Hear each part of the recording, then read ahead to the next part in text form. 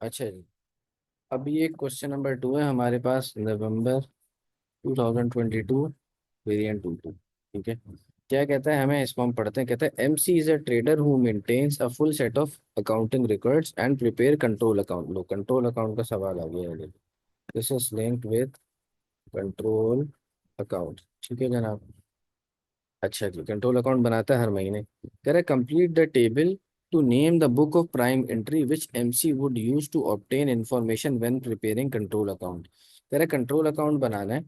तो अब आप बताओ ये चीजें कंट्रोल अकाउंट बनाते हुए कौन सी बुक से उसको मिलेंगी। तो सबसे पहले आपको कह रहे हैं discount receive from credit supplier. तो डिस्काउंट का आपको पता होगा हम कहाँ एंट्री करते हैं, कैश बुक के अंदर करते हैं। डिस्काउंट के कॉलम होते हैं, आपको पता होगा डिस्काउंट अलाउड और डिस्काउंट रिसीव होता है। तो कैश बुक के अंदर हम इसकी एंट्री कर रहे होते हैं। ठीक है, वहां से हम उठाएंगे, कंट्रोल अकाउंट बनाते हुए डेटा वहां से उठाएंगे। परचेज रिटर्न, देखो परचेज रिटर्न परचेज जर्नल से पता चलेगा। परचेज रिटर्न का कहाँ से पता चलेगा भाई, परचेज जर्नल से पता चलेगा।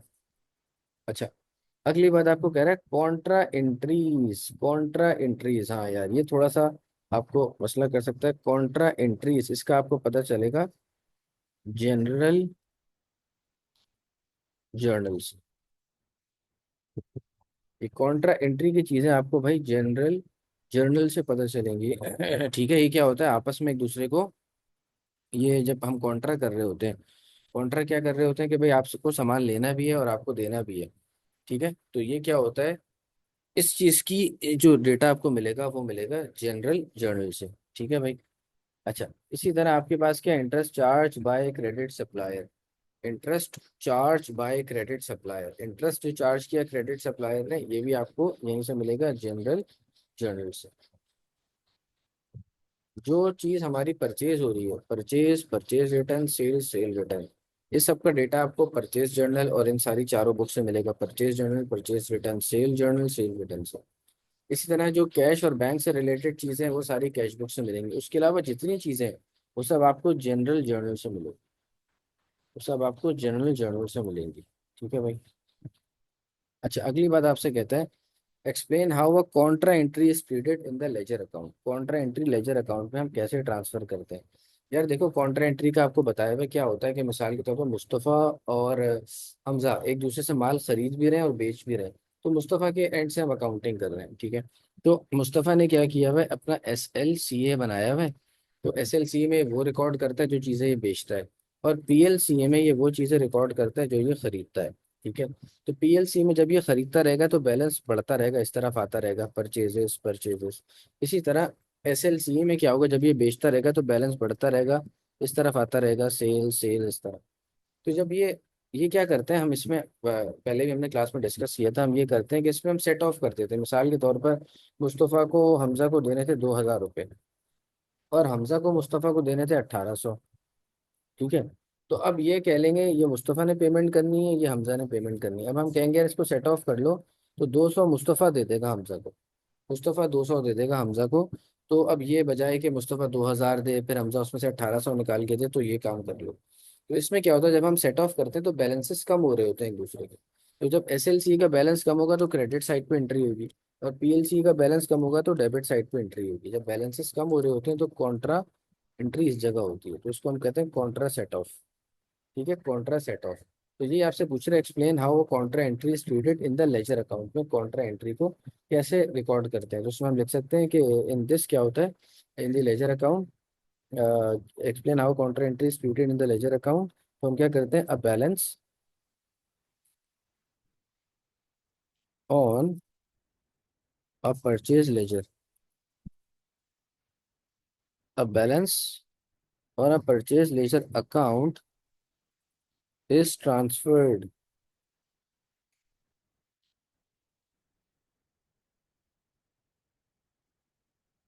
टू एन अकाउंट,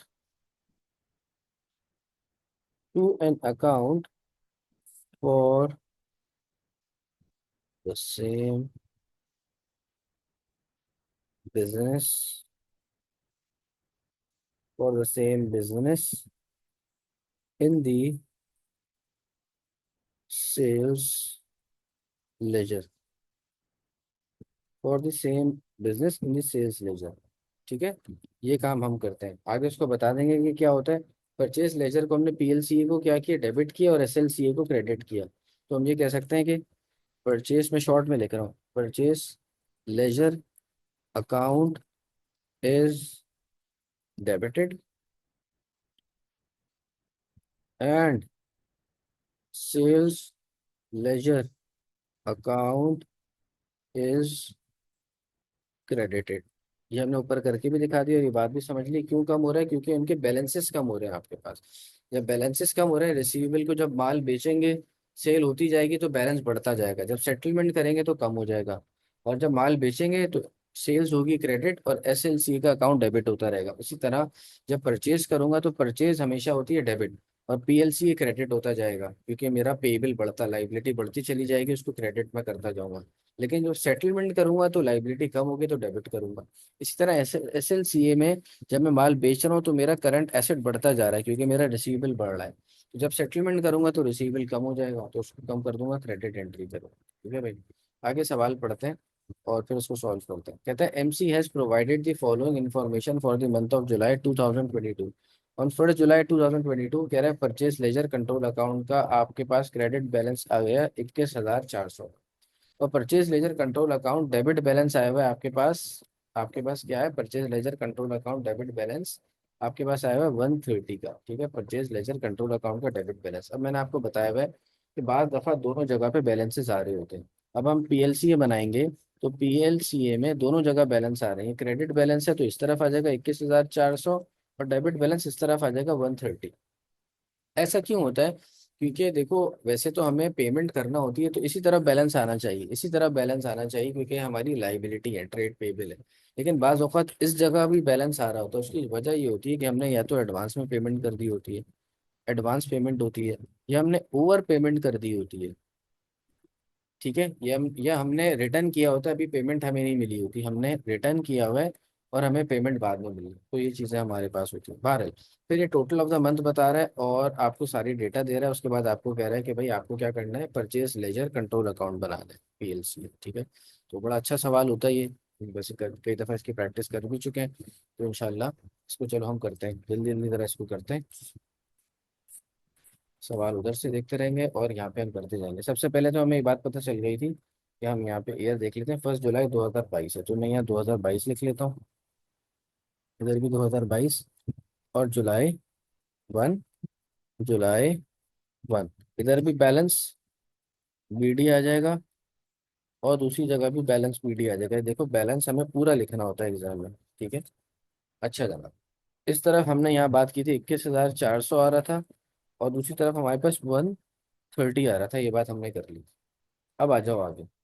अब जो सारा काम है ना भाई, वो महीने के एंड पे हो रहा होता है। ठीक है भाई, तो सारा काम हमारा क्या होता है, महीने के एंड पे हो रहा होता है। तो अब इसने डेट नहीं बताई, तो आप 31 लिख के सारा काम वहाँ पे शुरू कर देंगे। ठीक है, जुलाई में 31 होती है। ठीक है, अब क्या हो रहा है, क्रेडिट परचेजेस हो रही है। तो यार देखो, जब परचेज होती है तो purchase sort of expense, expense जब बढ़ता है तो डेबिट होगा, परचेज डेबिट हो जाएगी, और हमारे पास जो पीएलसी है वो क्रेडिट हो जाएगा। ठीक है, इसकी एंट्री हम कर लेंगे, पीएलसी हमारे पास क्या हो जाएगा, क्रेडिट हो जाएगा, परचेज डेबिट हो जाएगी, और पीएलसी हमारे पास क्रेडिट हो जाएगा। इसी तरह क्रेडिट परचेज रिटर्न हो गया, अब जब रिटर्न हो रही है तो उसका उल्टा काम होगा। ठीक है, परचेज रिटर्न, देखो परचेजेस का अकाउंट क्या होता है, डेबिट होता है, जब मैंने परचेज की तो डेबिट एंट्री की, और परचेज रिटर्न क्या हुआ, जब रिटर्न हो गया तो यहाँ पे credit entry. Purchase account debit हुआ तो जो पीएलसीए परचेज लेजर कंट्रोल अकाउंट वो क्रेडिट होगा। इसी तरह जब परचेज रिटर्न मेरे पास क्रेडिट हो गई तो इसी तरह मेरे पास जो पीएलसीए बन रहा है वो वहां पर डेबिट हो रहा हो। ठीक है, अच्छा कैश परचेजेस आपको पता है कि हम यहाँ रिकॉर्ड ही नहीं करते, यहाँ तो क्रेडिट का काम होता है, हमारे पास कैश का कोई काम ही नहीं। फिर आगे आपको बता रहा है cheques paid to credit supplier, cheque pay कर दिया, बैंक कम हो जाएगा, बैंक कम हो जाएगा, चेक पे किया है, बैंक कम हो जाएगा। जब बैंक कम होगा तो आपके पास पीएलसी क्या हो जाएगा भाई, डेबिट हो जाएगा। ठीक है, इसी तरह डिस्काउंट रिसीव इनकम है, आपको बताया हुआ इनकम जब बढ़ती है तो क्या होता है भाई, क्रेडिट हो जाता है। तो इस जगह एंट्री होगी आपके पास, जब यहाँ एंट्री होगी तो पीएलसी इसका ऑपोजिट होगा, वो आपके पास जाके डेबिट हो जाएगा। Cash paid to credit supplier, अब कैश पे किया तो कैश भी क्या है, कैश एसेट होता है, कम हो जाएगा जब पेमेंट करेंगे आप, इस जगह पे रिकॉर्ड करेंगे और वहां पे जाके हम क्या करेंगे, डेबिट साइड पे रिकॉर्ड कर लेंगे इसको। फिर क्या, interest charge by credit supplier, यार ये इंटरेस्ट क्या होता है, क्रेडिट सप्लाई ना इंटरेस्ट चार्ज कर देते थे अगर अगर हमने टाइम पे पेमेंट नहीं की, हमारा एक्सपेंस है। एक्सपेंस हमेशा डेबिट होता है। तो इंटरेस्ट क्या हो जाएगा, यहाँ पे डेबिट हो जाएगा मेरे पास, और पीएलसी अकाउंट क्रेडिट हो जाएगा, क्योंकि पहले मुझे 100 रुपये देने थे हमजा को, अब क्या हुआ, टाइम पे नहीं थी, हमजा ने 10 रुपये का सूद लगा दिया, तो अब 110 रुपये देने हैं, तो अब बैलेंस मेरा बढ़ जाएगा। ठीक है। एंड में कॉन्ट्रा एंट्री का हमने पढ़ा हुआ है, तो कॉन्ट्रा एंट्री मैंने आपको बता दिया है कि कॉन्ट्रा एंट्री क्या होता है, हमारे पास सेट ऑफ हो जाता है, तो बैलेंस हम कम कर रहे होते हैं, तो पीएलसी के जब बैलेंस बढ़ता है तो हम उसको क्रेडिट करते हैं क्योंकि लाइबिलिटी है, और जब कम करेंगे तो डेबिट करेंगे। ठीक है, तो ये सारी बातें हमारे पास आ गई। अब जल्दी जल्दी ऊपर क्रेडिट परचेज ये है, ये इसको हम लिखना शुरू करते हैं। ठीक है, तो अब क्या है इसके बाद, देखो सबसे पहले मैं कह देता हूँ, मेरे पास क्रेडिट साइड पे 31 तारीख है, यहाँ परचेज मैं कर रहा हूँ, परचेजेस हो रही है मेरी। ठीक है, 259600 की परचेज की, और 31 तारीख को परचेज रिटर्न हो रही है। यार देखो मैं अभी शॉर्ट में लिख रहा हूँ, आपने पूरा लिखना होगा एग्जाम में परचेज रिटर्न। ठीक है, अभी सिर्फ हम कॉन्सेप्ट समझ रहे हैं, इस वजह से हमने यहाँ पर इस तरह से लिख दिया, और वरना में एग्जाम में क्या करना होता है भाई, पूरा लिखना होता है। तो परचेज रिटर्न हमारे पास 9800 की आ रही थी। उसके बाद क्या है भाई, उसके बाद है हमने चेक की पेमेंट की है और डिस्काउंट है, तो जब हम पेमेंट करेंगे तो बैंक कम हो जाएगा, यहाँ आ जाएगा। अब बार बार डेट लिखने की जरूरत नहीं, एक दफ़ा लिख दी, अब सारा काम ऐसे ही करते रहो। बैंक की पेमेंट है 228200, ये मेरे पास बैंक की पेमेंट हो गई। उसके बाद मुझे डिस्काउंट मिलना था, डिस्काउंट रिसीव। अब देखो डिस्काउंट रिसीव भी यहाँ आएगा, क्योंकि मैंने आपको बता दिया था डिस्काउंट रिसीव इनकम है। देखो टी अकाउंट बना के आपको बताया था, ये डिस्काउंट रिसीव, ये डिस्काउंट रिसीव मेरे पास इनकम है, इनकम बढ़ती है तो डिस्काउंट रिसीव का अकाउंट क्रेडिट होगा, और ये आपके पास डेबिट हो जाएगा। ठीक है भाई, तो डेबिट हो जाएगा 12900 तो। अच्छा यार, आगे चलते हैं जी। अब है कैश पेड टू सप्लायर, फिर इंटरेस्ट, तो इन दोनों चीज़ों को हम लिख लेते हैं भाई। कैश पे किया है, कैश कम हो जाएगा, कैश क्रेडिट हो जाएगा, और ये यहाँ पर डेबिट हो जाएगा, 500 की पेमेंट आपने की थी। ठीक है, उसके साथ ही आप क्या कर रहे थे, इंटरेस्ट चार्ज हो रहा था आपके ऊपर, इंटरेस्ट, इंटरेस्ट चार्ज हो रहा था आपके ऊपर, और कितना, 150 वो चार्ज कर रहा था। इंटरेस्ट आपका एक्सपेंस है, वो डेबिट हो जाएगा, और ये क्रेडिट हो जाएगा, ये मजीद बैलेंस आपका बढ़ा रहा है। उसके एंड में हमने देखा था कॉन्ट्रा हो रहा था, तो कॉन्ट्रा मैंने आपको बताया कि कॉन्ट्रा सेट ऑफ यहाँ पर होता है हमेशा। कॉन्ट्रा की वैल्यू कितनी है मेरे पास, कॉन्ट्रा की वैल्यू 2260, तो यहाँ लिख लूंगा 2260, ये मेरे पास कॉन्ट्रा की वैल्यू आ जाएगी। कॉन्ट्रा की वैल्यू को मैं इस जगह रिकॉर्ड कर दूंगा, यहाँ क्यों करूंगा, क्योंकि मैंने बताया सेटलमेंट करते हैं तो बैलेंस कम होता है, तो मेरा बैलेंस यहाँ पे कम हो रहा होगा। अब बहरहाल यहाँ पर आगे आते हैं, ये सारी एंट्रीज कर ली। करेक्ट, 31 जुलाई 2022, आखिरी में क्या हो रहा है, the purchase ledger control account had a credit balance of 180, इसके पास क्रेडिट बैलेंस आ रहा है 180 का। 180 का इसके पास क्या आ रहा है भाई, 180 का इसके पास आ रहा है क्रेडिट बैलेंस, क्रेडिट बैलेंस आ रहा है इसके पास 180 का। ठीक है जनाब, बहुत अच्छी बात है। अब हम इसको कर लेते हैं भाई अपने पास आके, एक सेकंड।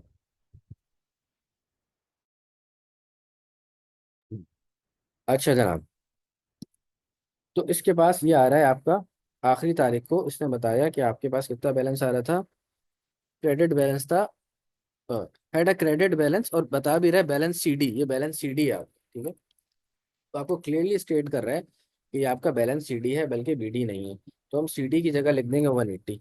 तो क्रेडिट बैलेंस और सीडी बता रहा है, तो यहाँ हम लिख लेंगे भाई बैलेंस सीडी, बैलेंस सीडी, ये 180 आ जाएगा। ठीक है भाई, 180 आ जाएगा आपके पास। अब आपने क्या करना होगा, इन दोनों साइड्स को देखना है, ये दोनों साइड्स आपके पास बैलेंस नहीं होंगी, और आपका बैलेंस सीडी एक और यहाँ पर भी निकल के आएगा। ठीक है भाई, बैलेंस सीडी एक जगह यहाँ पर भी आपका निकल के आएगा, तो इसकी आप वैल्यू निकालेंगे, इधर का आप टोटल कर लें, मैं भी कर लेता हूँ, कोई मसला होगा तो हम देख लेंगे। 21400 प्लस 259 600 प्लस 150 प्लस 180, ये मेरे पास आ रहा है 281330, 281330, इधर भी लिख लेंगे 281330। अब ये वाली जो सारी चीज़ें हैं डेबिट साइड की, वो माइनस कर लेता हूँ, उससे मैं 130 माइनस।